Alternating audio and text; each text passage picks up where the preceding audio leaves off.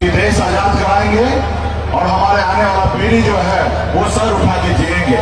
देश तो आजाद हुआ, लेकिन सही मायने में हम लोगों को दीन दयाल दुनिया मला निषाद के सभी जाति गरीब समाज के लोगों को आज भी अधिकार नहीं मिला। आज भी हमें अधिकार नहीं मिला और आज तक हमें हमारी सही मायने में जाइए तो हमारा अधिकार और हमें आजादी नहीं मिला है। साथियों, आज जो हम लड़ाई लड़ रहे हैं, निषाद को आरक्षण चाहिए, दीन दयाल दुनिया मला को आरक्षण चाहिए।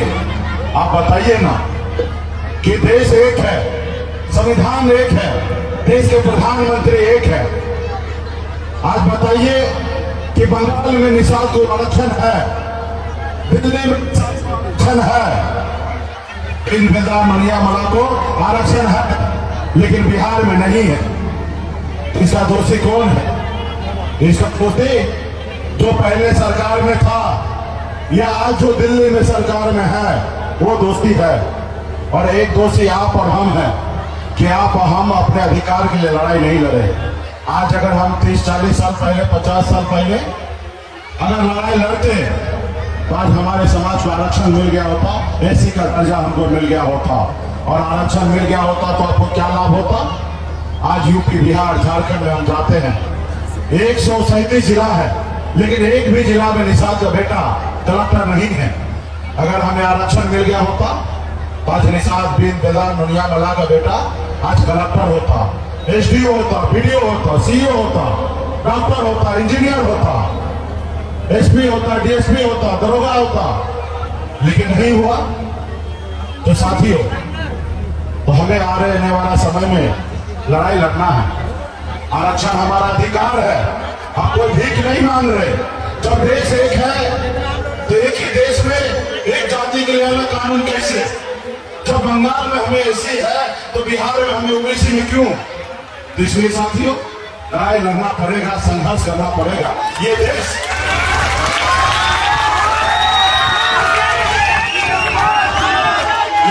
आपका है, ये देश आपका है। आपके पूर्वज ने देश को आजाद कराया था।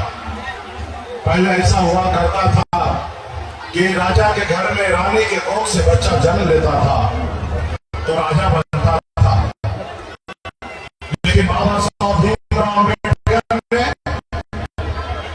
एक संविधान बनाया, एक लोकतंत्र दिया, और आपके पास भी वही शक्ति दिया जो दूसरे के पास है। आपके पास एक वोट गिराने का ताकत दिया, और बताया बाबा साहब ने कि अब जरूरी नहीं है कि राजा के घर में जन्म ले राजा बनेगा। अब राजा इस देश में वही बनेगा जिसके पास वोट होगा, वो किसान का बेटा हो या मजदूर का बेटा, या मुसलमान का बेटा हो, या दीन दयाल दुनिया मला का बेटा हो, अपने वोट के अधिकार से वो राज्य का मुख्यमंत्री, प्रधानमंत्री बनेगा। साथियों, आज आप लोग के पास वही शक्ति ताकत है, आप प्रधानमंत्री बनाते हैं, आपके पास शक्ति ताकत है, आप राज्य का मुख्यमंत्री बनाते हैं। आपके पास वही शक्ति ताकत है जैसा हनुमान जी के पास था, लेकिन अंदाजा नहीं था कि उनके पास कितना शक्ति है। जब उनको याद दिलाया गया कि हे प्रभु, आपके पास अपरंपार शक्ति है, आप 7 समुद्र पार करके रावण को लंका जला सकते हैं, तब हनुमान जी ने 7 समुद्र पार जाके रावण को लंका जलाने का काम किया। आज वही शक्ति पावर दीन दयाल दुनिया मला के बेटा के पास है। अगर एक पैर पे खड़ा हो जाए, आपके पास 15% वोट है, और आप जिसको दोस्त बनाएंगे वो 60 लोकसभा सीट जीतेंगे, और जिसको दुश्मन बनाएंगे वो 60 लोकसभा सीट हारेंगे। साथियों,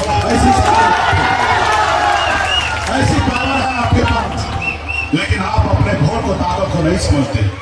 आप अपने वोट को 200 रुपए भेज देते हैं और अपने बच्चे का भविष्य भेज देते हैं। साथी, आज आपके बच्चे के कौन लड़ेगा? उसके अधिकार के लिए कौन लड़ेगा? उसके लिए कौन लड़ेगा? उसके लिए आप ही को लड़ना पड़ेगा, दूसरा कोई नहीं लड़ने के लिए आएगा। साथियों, उसके लिए आप ही को लड़ना पड़ेगा। तो इसलिए साथियों, संघर्ष कीजिए, और इस संसार में, इस देश में जो लोगों ने संघर्ष किया वो अपनी पहचान बनाया, अपने समाज को आगे लेके गया।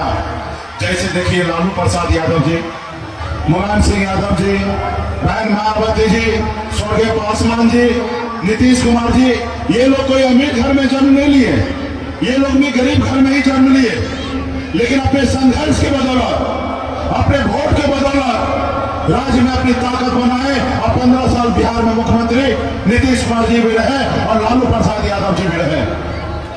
जब लालू प्रसाद यादव जी जब दल बनाए तो उनके लोगों ने, उनके समाज के लोगों ने उनको साथ दिया। जब साथ दिया तो दल को बल मिला, और जब दल को बल मिला तो लालू प्रसाद जी 15 साल बिहार के मुख्यमंत्री थे, आज भी उनकी सरकार है। और ये सब वोट के दम पे हुआ है, ये पैसे के दम पे नहीं हुआ, ये संघर्ष के दम पे हुआ और अपने वोट के दम पे हुआ। जब हमारे यादव भाई अपने वोट को ताकत को समझा तो 15 साल बिहार में मुख्यमंत्री रहे। तो साथियों, ये काम आप भी कर सकते हैं, सिर्फ जरूरी है उसके लिए आपको लड़ाई लड़ना पड़ेगा, काम करना पड़ेगा और अपने वोट को ताकत को समझना पड़ेगा, लड़ाई लड़ना पड़ेगा। आज मुझे देखिए, मैं भी गरीब घर में ही जन्म लिया, जहां हजारों समस्या था, हजारों तकलीफें था, वहीं मेरा जन्म हुआ। पिताजी मछली मारते थे, दादाजी मछली मारते थे, ऐसे परिवार में जन्म लिया। ऐसे परिवार में जहां 4 रोज अगर मछली ना मारे तो 5वें दिन घर पे खाना नहीं बनेगा, ऐसे गरीबी में मेरा जन्म हुआ। लेकिन मैंने लड़ाई लड़ा, गरीबी से लड़ाई लड़ा, मैंने संघर्ष किया। मैंने 15 साल 18 साल की उम्र में घर परिवार अपने माँ बाप को छोड़कर और मैं जैसे शहर गया, वहां मेहनत किया, मजदूरी किया। 900 रुपये महीने में नौकरी करता था मैं, 30 रुपये रोज पे मजदूरी करता था। फिर संघर्ष के बदौलत वहां पे बेहतर जिंदगी जिया। मुंबई जैसे शहर में अपनी कामयाबी का झंडा गाड़ा, ऐसो आराम की जिंदगी जी रहा था। लेकिन मैं मुड़ के देखा तो मैं आगे निकल गया था, लेकिन हमारे लोग बहुत पीछे रह गया था। इस धरती पे लोग चांद पे घर बनाने के लिए सोच रहे हैं, लेकिन आज भी हमारे लोगों के लिए इस धरती पे रहने के लिए घर नहीं है, उसके घर पे जाने के लिए रास्ते नहीं है।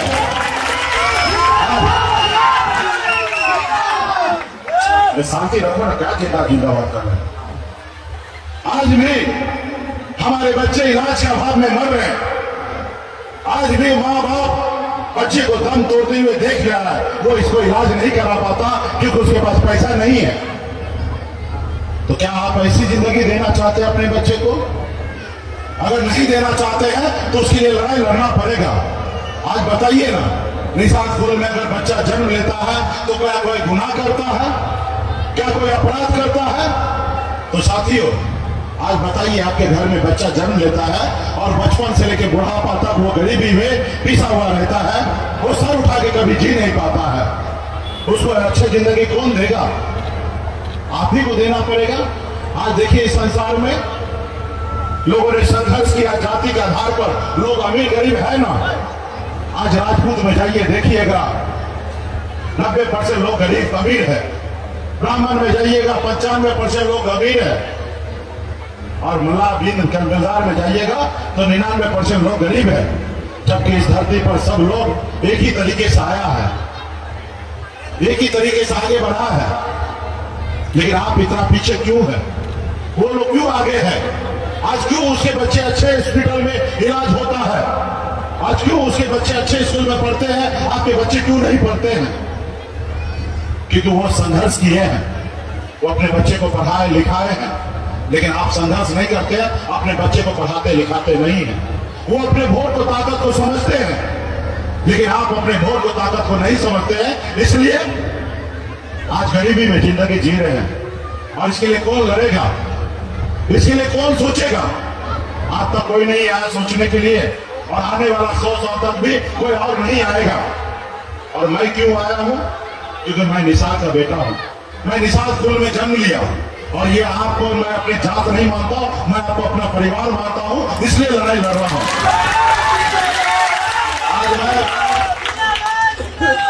आज मैं ब्राह्मण कुल में जन्म लेता, ब्राह्मण में जन्म लेता, यादव जी के घर में जन्म लेता, तो मैं आपके लिए लड़ाई नहीं लड़ता, मैं उनके लिए लड़ाई लड़ता। मैं आपका भाई, आपका बेटा हूं, इसलिए आज आपके लिए लड़ाई लड़ रहा हूं। तो इसी तरीके से आपको भी अपने बच्चे के लिए आप ही को लड़ाई लड़ना पड़ेगा, कोई और नहीं आएगा लड़ाई लड़ने के लिए। इसलिए साथियों, इसके लिए संघर्ष करना पड़ेगा, लड़ाई लड़ना पड़ेगा। उनको भी बेहतर जिंदगी देने का काम तो आप ही को करना पड़ेगा। आज देखिए ना, भारतीय जनता पार्टी का सरकार बना और मोदी जी 10% आरक्षण सामान्य वर्ग को दे दिया।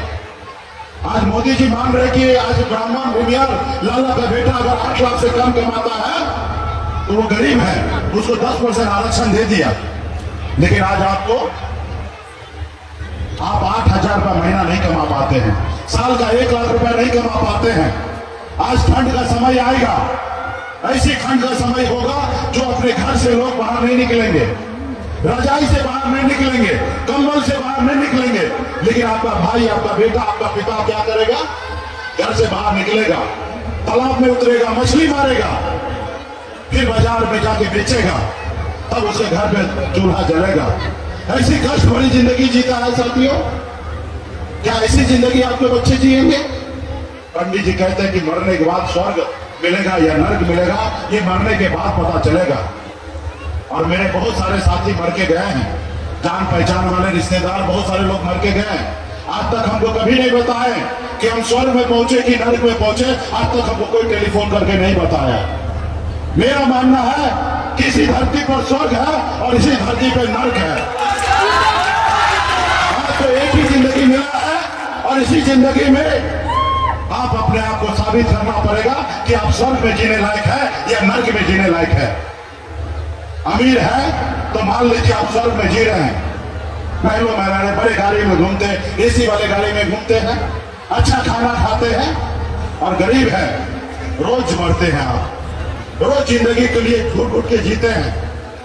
बाबा साहब भीमराव अम्बेडकर ने कहा था, अगर इस धरती पे अगर सिर्फ तुम खाने के लिए आए हो तो तुम्हें आज ही मर जाना चाहिए। अगर इस धरती पे आए हो तो तुम कुछ करो। इसलिए साथियों, अगर आज आपको मौका मिला है, हमको मौका मिला है, तो हम कुछ करें, लड़ाई लड़ें, ताकि अपने समाज को आरक्षण दिला दे। और जब आरक्षण होगा तो हजारों लाखों घर में खुशियां आएगा, चेहरे पे मुस्कान आएगा। आज निशात बिन दिलदार का बेटा भी कलेक्टर बन सकता है, एसपी दरोगा बन सकता है। लेकिन आप लड़ाई नहीं लड़ते, आप अपना वोट को नहीं समझते हैं। आज देखिए, ब्राह्मण भूमियार लाला का बेटा 85% नंबर लाता है तो भी पास हो जाता है, डॉक्टर इंजीनियर बन जाता है, डीएसपी बन जाता है। लेकिन आपका बेटा 90% नंबर लाने के बावजूद भी वो डॉक्टर नहीं बनता, इंजीनियर नहीं बनता। ये भेदभाव को कौन लड़ेगा? इसके लिए कौन लड़ेगा? और ये कैसी लड़ाई? ये सिर्फ आपके वोट से दम पे लड़ा जा सकता है। सिर्फ उस जगह पहुंचने की आवश्यकता है जिस जगह पे दूसरे लोग पहुंचे हैं। तो साथियों, आपके वोट में वो ताकत है। इस देश में पैसा से भी बड़ा शक्ति जो है वो पावर है, और पावर पैसे से नहीं खरीदा जाता है, वो उंगली से दबाया जाता है। वोट के दम पे पावर आता है। लेकिन जो चालाक लोग हैं वो आपका वोट खरीद लेता है, वो अपने में जोड़ लेता है, खुद विधायक, सांसद, मंत्री बन जाता है और अपने लोगों को देश का प्रधानमंत्री बना देता है। और जब भी आपके लोगों को मौका मिला है, चाहे बाबा साहब भीमराव अम्बेडकर हमारे दलित का बेटा था, लेकिन उनको जब मौका मिला तो आपके लिए एक संविधान बनाया, आपको अधिकार दिया पढ़ने लिखने का। मंडल कमीशन जब लागू हुआ, एक पिछड़ा का बेटा ही ने मंडल कमीशन लागू किया, जो आज आप ओबीसी का आरक्षण का लाभ लेते हैं, ये आप उन्हीं का ओबीसी का देन है। कर्पूरी ठाकुर जी का मौका मिला, अति पिछड़ा का बेटा को आरक्षण देने का काम किया, क्योंकि वो आपका भाई था, आपका बेटा था, एक पिछड़ा समाज का बेटा था, इसलिए आपके लिए लड़ाई लड़ा और अति पिछड़ा का 18% आरक्षण दिया। अगर वो आपके नहीं होते तो आपको आरक्षण नहीं देता। इसलिए साथियों, आप अपने को लोगों को उस मुकाम तक पहुंचाइए जो आपके हक अधिकार के लिए लड़ाई लड़ेगा और आपका आंसू पोंछेगा, आपके बच्चे के बारे में सोचेगा। चाहे वार्ड का चुनाव हो, मुखिया का चुनाव हो, या विधायक का चुनाव हो, या सांसद का चुनाव हो, अपने लोगों के साथ रहिए साथियों, अपने लोगों के साथ रहिए। तब जाके बदलाव आएगा। जब समाज की बात हो तो आधी रात को उठिए, उसके लिए लड़ाई लड़िए, पसीना बहाइए। पिछले 9-10 साल में बदलाव आया है। पहले लोग मल्ला, सहनी, बींद, केवट बोलने में शर्माता था। जब से हम लड़ाई लड़ने के लिए मैदान में आए, लोग गर्व से कहता है कि मैं सनत मल्ला हूं। ये हमने बदलाव लाया है। जब मैं मैदान में उतरा तो आपने मुझे अपना भाई, आपने मुझे अपना बेटा, आपने मुझे अपना नेता माना। तो आज मैंने बिहार में परिवर्तन लाया। कल तक निसार का बेटा एक टिकट मांगने के लिए सारी उम्र बिता देता था, टिकट एक नसीब नहीं होता था। लेकिन 2020 में आपने देखा, एक निशान का बेटा टिकट नहीं मांग रहा था, टिकट बांट रहा था। ऐसी परिवार में परिवर्तन लाया साथियों। आपने देखा, आजाद हिंदुस्तान में पहली बार एक निशान का बेटा ने 4 विधायक बनाया। ये पहली बार हुआ, अपने दम पे हुआ, किसी के मेहरबानी से नहीं हुआ। हम मंत्री बने, अपने दम पे बने, किसी के मेहरबानी से नहीं बने।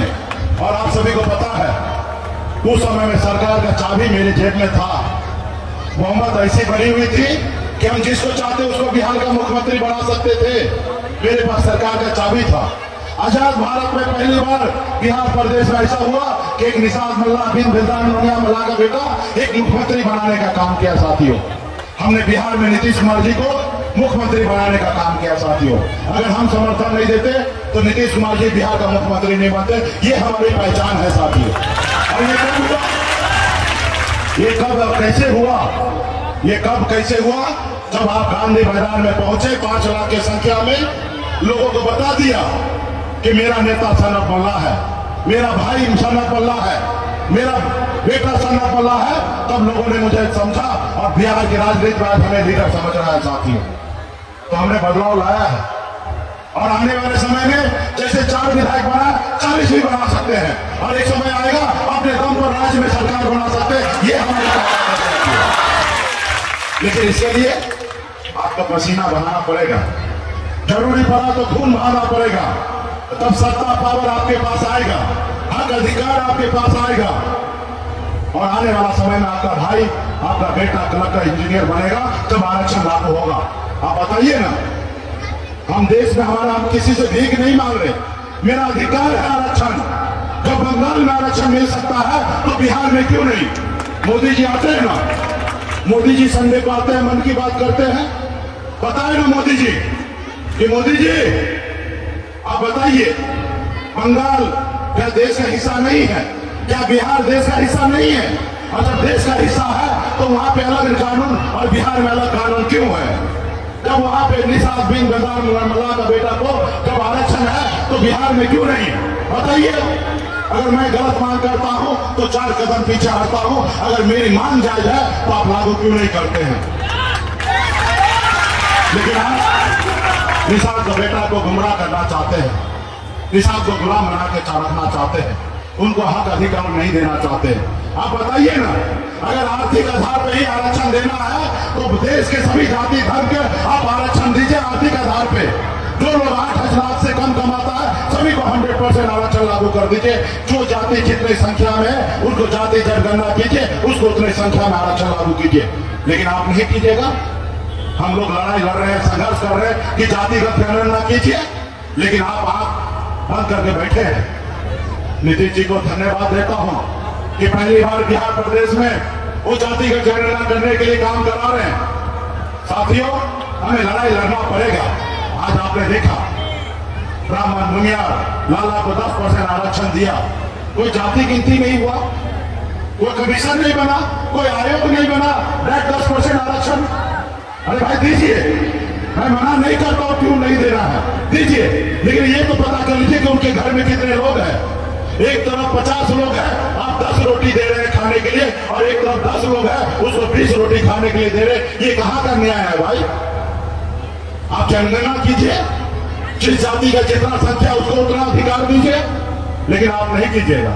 गरीब पिछड़ा दलित का वोट खरीदिएगा, उनके बच्चे को गुलाम बनाइएगा, लेकिन आप उसका अधिकार नहीं दीजिएगा। तो साथियों, अब मोदी जी को प्रधानमंत्री बनना है और एक तरफ विपक्ष के लोगों को प्रधानमंत्री बनना है, और ना ही आपको ना ही हमको बनना है। हमें तो आरक्षण चाहिए ताकि निसार के घर पे चेहरे पे मुस्कान आए, उसके घर पे नौकरी आ सके। इसके लिए संघर्ष करना पड़ेगा, लड़ाई लड़ना पड़ेगा और संकल्प लेना पड़ेगा। तो क्या आप लोग लड़ाई लड़ने के लिए तैयार हैं? ये आवाज दिल्ली पहुंचेगा।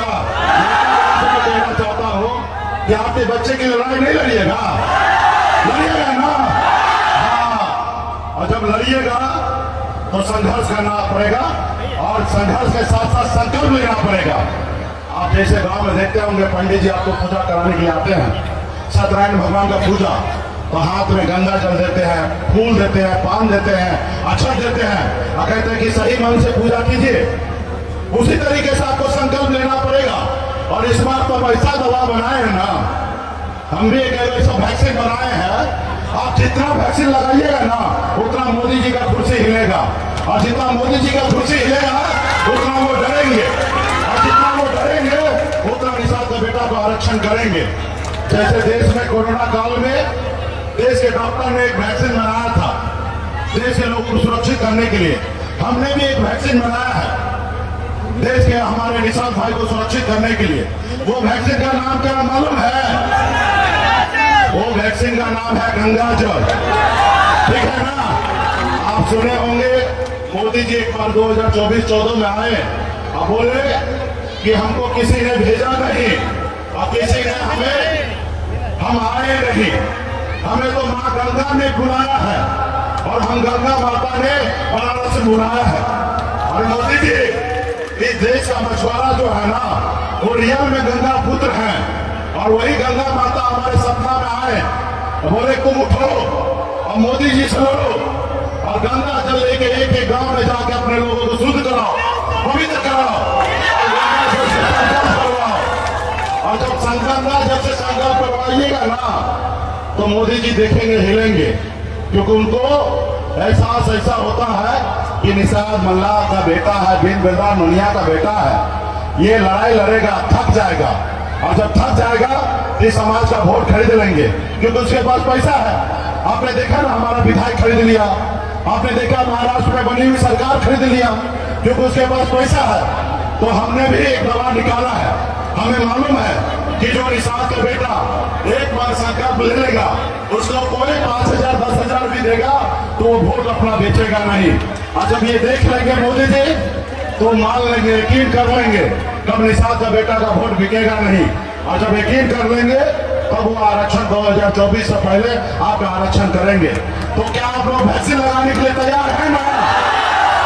तो निकालिए वैक्सीन, गंगा जल निकालिए सब लोग, माता बहन सभी लोग निकालिए गंगा जल, सभी लोग निकालिए। हाँ, और ढक्कन को खोलिए, ढक्कन को खोलिए और हाथ में लीजिए चूरू में, और हाथ को ऐसे उठाइए ताकि वीडियो कैमरा में वीडियो जब बन सके और मोदी जी को रात में भेजेंगे और देखेंगे कि नालंदा में एक एक बेटा, हाथ में रखो, हाथ में रखो, हाथ में रखो, ऐसे कीजिए, ऐसे, हाँ ऐसे रखो, अभी अरे रखो, हाथ में रखो, हाँ, और जैसे जैसा पढ़ रहे पढ़िए।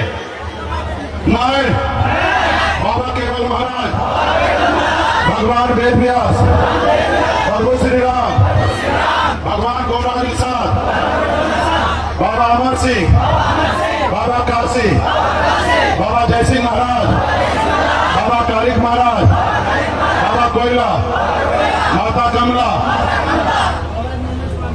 बाबा रघुनाथ स्वामी, अमर शहीद चुपा सानी, वीरांगना फूलन देवी, वीर बुद्धू नुनिया, और अपने पूर्वज को साक्षी मानकर हाथ में गंगा जल लेकर संकल्प करता हूं कि अपने समाज और अपने आने वाली पीढ़ी के लिए हर परिस्थिति में संघर्ष करूंगा और अपनी विकासशील इंसान पार्टी के साथ रहूंगा।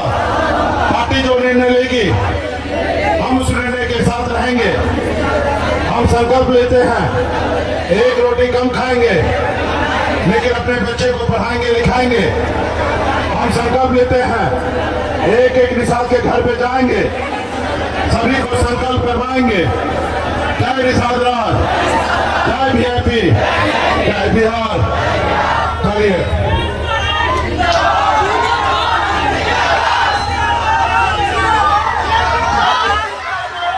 हम सभी बिन बिरला नुनिया मल्लाह का बेटा हाथ में गंगा जल लेकर